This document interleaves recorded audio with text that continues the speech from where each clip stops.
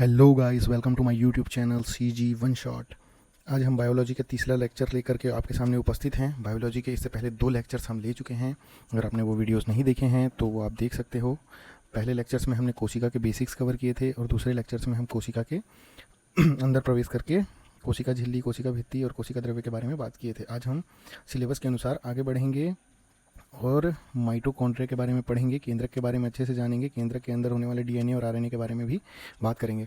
तो आज का लेक्चर स्टार्ट करने से पहले मैं आपको पिछले लेक्चर का एक क्विक रीकैप दे देता हूँ, जिससे आपको थोड़ा बहुत अंदाज़ा हो। तो देखिए, सबसे पहले हम पिछली बार पढ़ चुके थे पिछले क्लास में कि सेल क्या होता है। जैसे कि ये देख सकते हो आप, कोशिका इस प्रकार का होता है। तो ये एक कोशिका का चित्र आपके सामने दिखाई दे रहा है। कोशिका के जो बाहरी भाग होता है उसको कोशिका झिल्ली कहते हैं, जो कोशिका को प्रोटेक्ट करता है। इसका काम कोशिका को प्रोटेक्ट करना है। और कोशिका के ठीक बीचों बीच में जो भाग होता है, जो ये वाला भाग आप देख रहे हो, इसको बोलते हैं केंद्रक। और केंद्रक को प्रोटेक्ट करने के लिए केंद्रक झिल्ली होती है, इसको बोलते हैं न्यूक्लियर मेम्ब्रेन। ये केंद्रक झिल्ली होती है। ये होता है न्यूक्लियस के चारों न्यूक्लियर को प्रोटेक्ट करने के लिए जो झिल्ली होती है उसको बोलते हैं केंद्रक झिल्ली या न्यूक्लियर मेम्ब्रेन बोलते हैं। ठीक है। और न्यूक्लियर मेम्ब्रेन और सेल मेम्ब्रेन के बीच में जो द्रव्य भरा होता है, जेली जैसी सा द्रव्य भरा होता है, उसको बोलते हैं साइटोप्लाज्म। ये बायो सब्जेक्ट है तो थोड़ा सा इसके वर्ड्स ऐसी होते हैं, आपको ये याद रखना ही पड़ेगा। देखो, सेल के अंदर में 2 सबसे इंपॉर्टेंट भाग होते हैं। वैसे तो सब चीज़ ही इंपॉर्टेंट है, लेकिन 2 सबसे ज़्यादा इंपॉर्टेंट चीज़ होता है। एक होता है केंद्रक और दूसरा होता है माइटोकॉन्ड्रिया। ये केंद्रक के बारे में मैंने बताया। केंद्रक के अंदर आपको DNA मिलेगा, RNA मिलेगा। जो जीन होता है वो भी केंद्रक के अंदर होता है। जब सेल डिवाइड होता है तो केंद्रक भी डिवाइड होता है। ठीक है। इसके बाद दूसरा जो इंपॉर्टेंट अंग है वो माइटोकॉन्ड्रिया है, और उसके बाद ये है एंडोप्लाज्मिक रेटिकुलम। चलिए अब हम स्टार्ट करते हैं। तो हम यहाँ तक पहुँच गए थे, DNA RNA के बारे में बात कर रहे थे, न्यूक्लिक एसिड के बारे में बात कर रहे थे। ठीक है, DNA एंड RNA। तो जो न्यूक्लियस होता है, न्यूक्लियस के अंदर होता है न्यूक्लिक एसिड।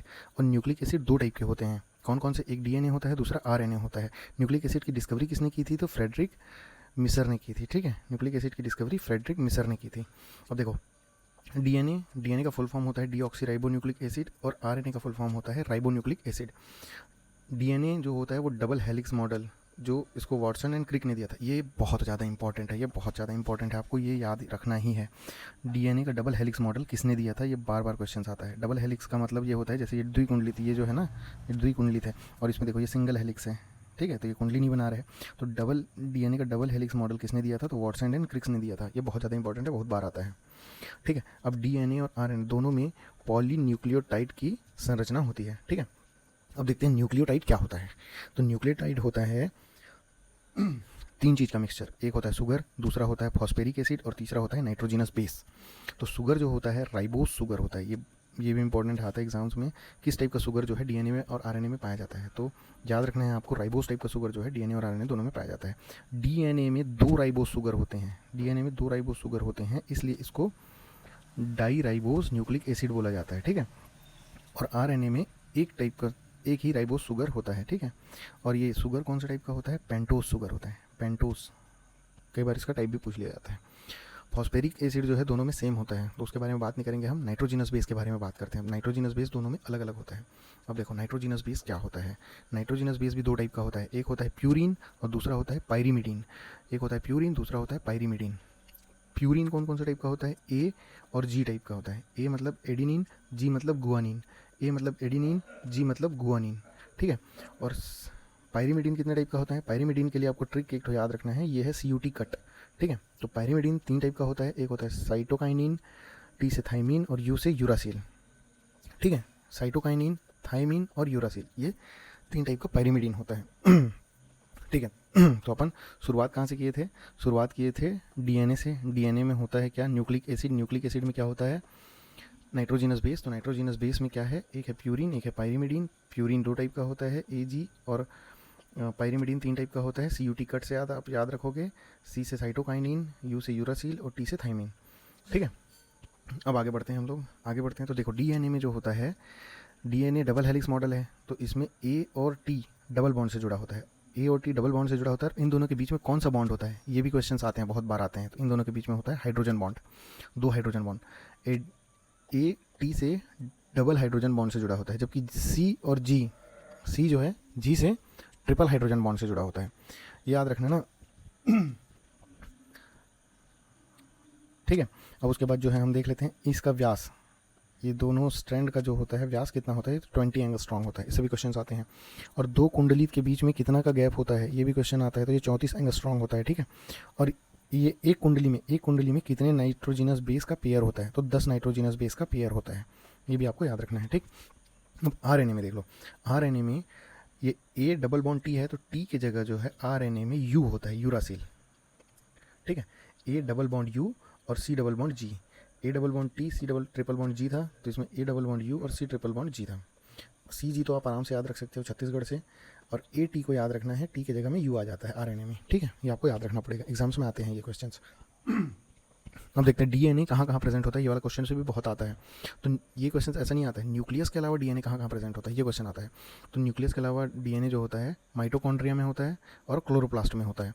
तो माइटोकॉन्ड्रिया कहाँ होता है, ये ह्यूमन सेल में होता है, और क्लोरोप्लास्ट कहाँ होता है, ये प्लांट सेल में होता है।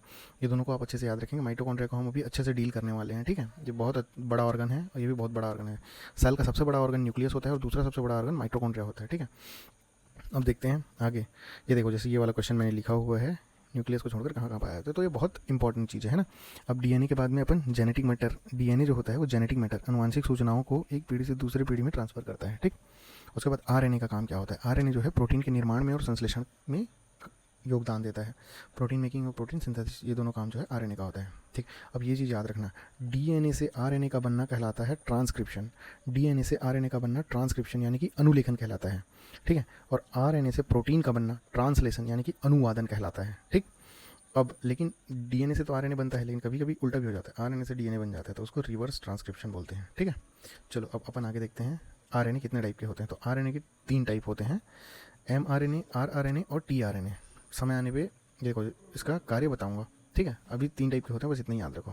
देखो डीएनए जो होता है, डीएनए में हिस्टोन प्रोटीन जोड़ देने से वो बन जाता है क्रोमोसोम। डीएनए जो है, डीएनए ये द्विकुंडलित ऐसे ऐसे रहता है, द्विकुंडलित डीएनए ऐसा ऐसा ऐसा रहता है, लेकिन ये जो है पैक नहीं रहता है, ये खुल जाता है या इधर उधर हो जाता है, तो इसको पैक करके रखने का काम करता है हिस्टोन प्रोटीन। और जब ये पैक हो जाता है, पैकेजिंग हो जाती है इसको, तो उसको बोलते हैं क्रोमोसोम्स।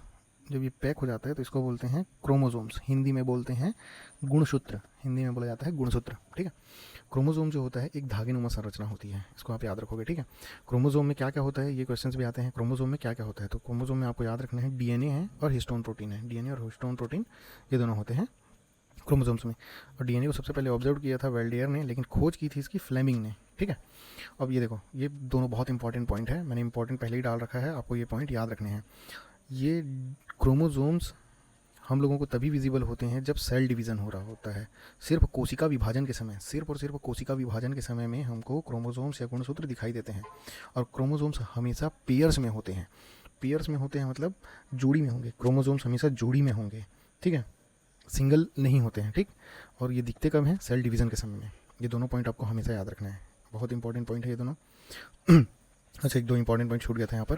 देखो मटर में जो है 7 पेयर क्रोमोसोम्स होते हैं, मटर में 7 पेयर क्रोमोसोम्स होते हैं। मटर का तो आपको याद रखना ही है, क्यों, क्योंकि जॉन ग्रेगर मेंडल जो कि अनुवांशिकी के पिता कहे जाते हैं, उन्होंने जो अपना प्रयोग है वो मटर पे किया था। तो मटर में कितने पेयर क्रोमोसोम्स होते हैं ये इंपॉर्टेंट है, आपको याद रखनी है। और चिंपांजी का भी जो है बार बार एग्जाम्स में आता है, तो उसको भी याद रखना। 24 जोड़ी होते हैं, मटर में 7 जोड़ी होते हैं और चिंपैंजी में 24 जोड़ी होते हैं। ठीक है, अब आगे बढ़ते हैं।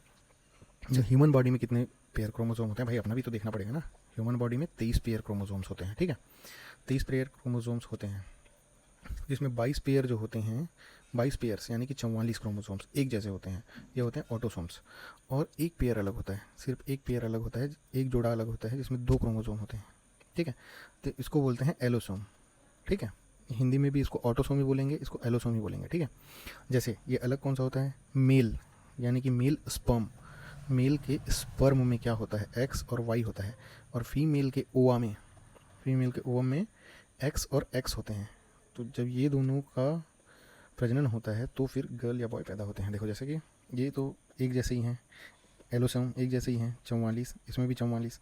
ये जो हैं ये निर्धारक हैं, ये लिंग निर्धारक होता है, यही जो है डिसाइड करता है कि लड़का होगा या लड़की।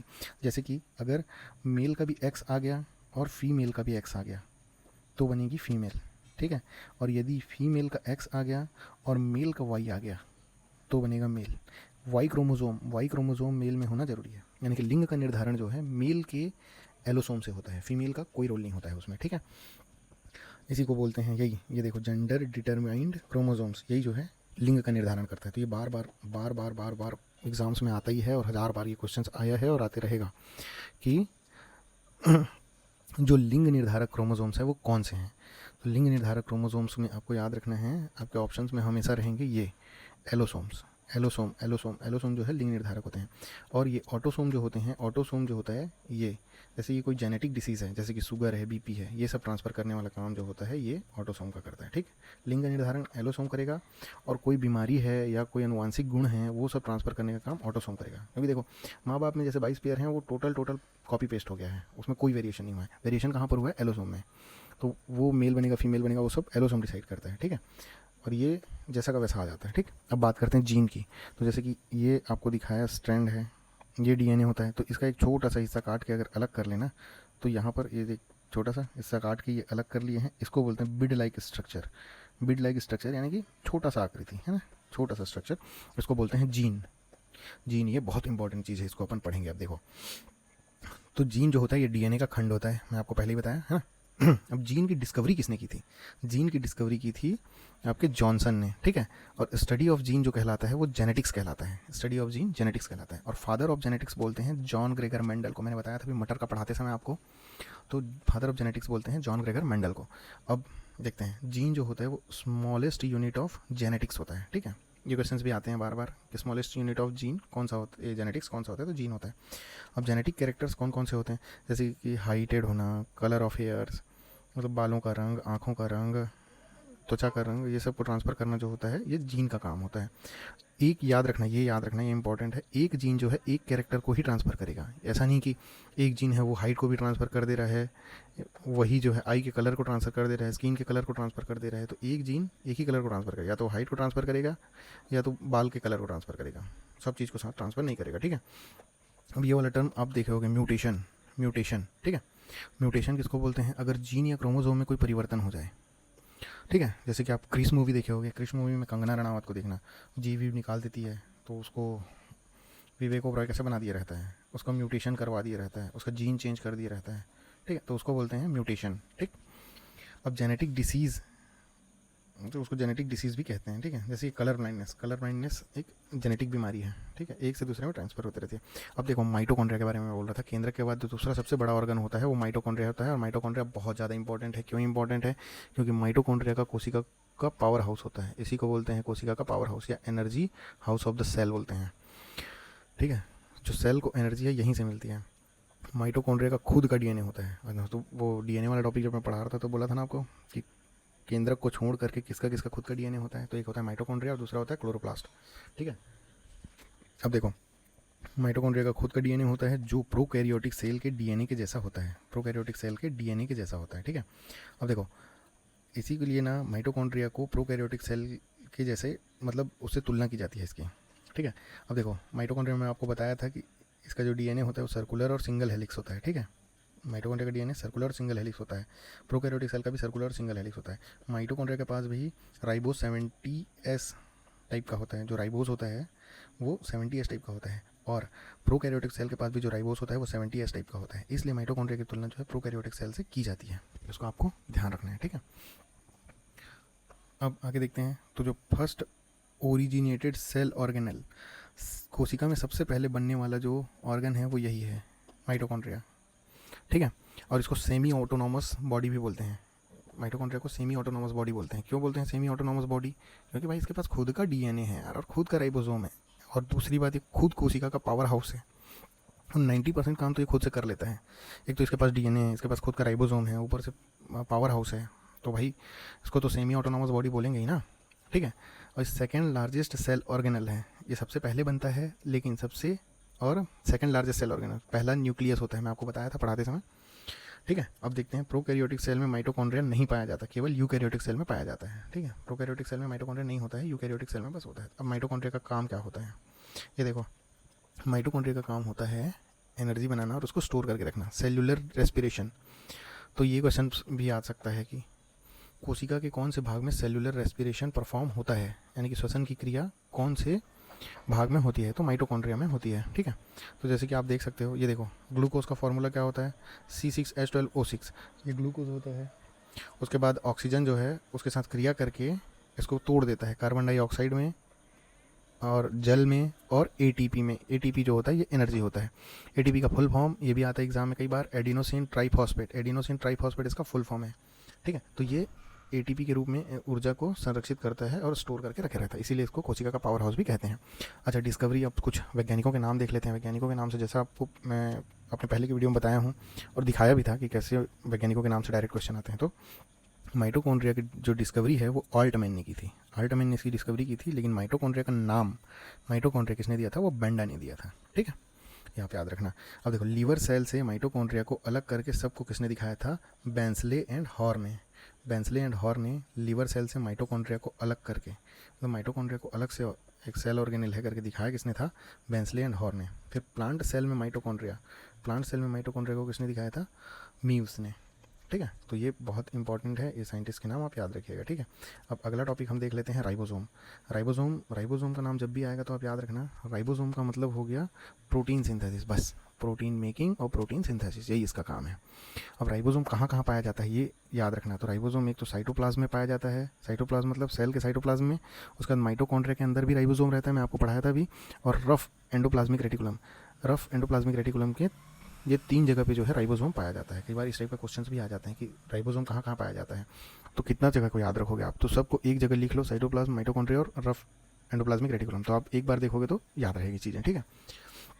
अब देखते हैं RNA ग्रेन्यूल। जैसे राइबो का मतलब होता है RNA और सोम का मतलब होता है ग्रेन्यूल। तो ऐसे पार्ट जिनके पास RNA से बने छोटे कण हैं उसको बोलते हैं राइबोसोम, ठीक है। ये यूनिवर्सल कंपोनेंट ऑफ सेल होते हैं। यूनिवर्सल कंपोनेंट ऑफ सेल होते हैं मतलब ये कोई भी सेल हो, चाहे यूकैरियोटिक हो चाहे प्रोकैरियोटिक हो, दोनों में पाया जाएगा। मतलब जैसे एग्जाम्स में अगर क्वेश्चन आ गए कि बैक्टीरिया के सेल में पाया जाएगा क्या राइबोसोम, तो बिल्कुल पाया जाएगा। और प्लांट के सेल में, ह्यूमन सेल में, कोई भी प्रकार का अगर सेल है यदि, तो उसमें राइबोसोम पाया जाएगा, बस बात खत्म, ठीक। अब सेल की खोज किसने की थी, तो सेल की खोज की थी पैलेड ने। पैलेड या पैलाडे, इनका जो भी आप प्रोनाउंस करो, ठीक है। अब देखते हैं इसका लोकेशन क्या होता है। ये राइबोसोम का जो है लोकेशन क्या होता है, एक होता है साइटोप्लाज्म और दूसरा होता है माइटोकॉन्ड्रिया के अंदर। एक होता है साइटोप्लाज्म, ये जैसे परमाणु था, ये नाभिक था, तो यहाँ पर क्या बोलते हैं, माइटोकॉन्ड्रिया बनाया था मैं, माइटोकॉन्ड्रिया के अंदर बताया था आपको राइबोसोम है। और साइटोप्लाज्म के अंदर भी ये पाया जाता है। 2 टाइप का राइबोसोम होता है, एक 70S और दूसरा 80S प्रकार का। इससे भी क्वेश्चन आता है कितने प्रकार का राइबोसोम होता है, तो 70S प्रकार का और 80S प्रकार का। 70S प्रकार का राइबोसोम कहाँ होता है, प्रोकैरियोटिक सेल में, ठीक है। प्रोकैरियोटिक सेल में यानी कि जो पुराना सेल होता है, जैसे बैक्टीरिया का सेल होता है ना, जैसे बैक्टीरिया का सेल, माइटोकॉन्ड्रिया, इन दोनों में पाया जाता है 70S प्रकार का। और डेवलप्ड सेल जो होता है ना, जैसे हम लोगों का ह्यूमन लोग का सेल, तो यूकैरियोटिक सेल वहाँ पाया जाता है, ठीक है। एनिमल सेल, प्लांट सेल, हम लोग एनिमल में ही आते हैं, ठीक। अब देखो, ये 2 टाइप के होते हैं, सब यूनिट इसके 2 टाइप के होते हैं, एक होता है 50S और दूसरा होता है 30S। इसको मैथ्स के जैसे मत लेना ना कि भाई 70 है तो 50 और 30 में कैसे डिवाइड हुआ, तो ये बायो सब्जेक्ट है, मैथ्स नहीं है, है ना। तो ये दोनों उसके प्रकार हैं, 50S और 30S, 2 प्रकार के होते हैं। जो लार्ज यूनिट होता है 50S लार्ज है और 30S स्मॉल यूनिट है, ठीक है। ये दोनों mRNA की मदद से एक दूसरे से जुड़े हुए रहते हैं। 50S और 30S जो होता है किसकी मदद से एक दूसरे से जुड़े रहते हैं, तो mRNA की मदद से। देखो mRNA का काम पता चला, ठीक। अब जो ये यूकैरियोटिक सेल है उसमें जो है राइबोसोम 80S प्रकार का होता है। इसमें भी मैथ्स मत लगाना, 40 और 60 100 हो रह करके, तो ये 60S होता है और 40S होता है। लार्ज यूनिट जो होता है वो 60S होता है, स्मॉल यूनिट 40S होता है। अच्छा हाँ, यहाँ एस का क्या मतलब होता है, तो एस का मतलब होता है स्वेडबर्ग। ये एक साइंटिस्ट थे जिन्होंने राइबोसोम की खोज की थी, तो इसलिए उनके नाम के कारण इनको एस बोला जाता है, ठीक है। अब बहुत सारे राइबोसोम जो है मिल करके पॉलीसोम बनाते हैं। ये पॉलीसोम क्या होता है, यूनिट ऑफ प्रोटीन सिंथेसिस, यानी कि प्रोटीन संश्लेषण जो होता है ना, उसका यूनिट होता है पॉलीसोम। प्रोटीन संश्लेषण की यूनिट बताओ बोलेगा तो आपको पॉलीसोम आंसर लगाना है, ठीक है। अब देखते हैं एंडोप्लाज्मिक रेटिकुलम। एंडोप्लाज्मिक रेटिकुलम अंतःप्रद्रवी जालिका इसको बोलते हैं, ठीक है।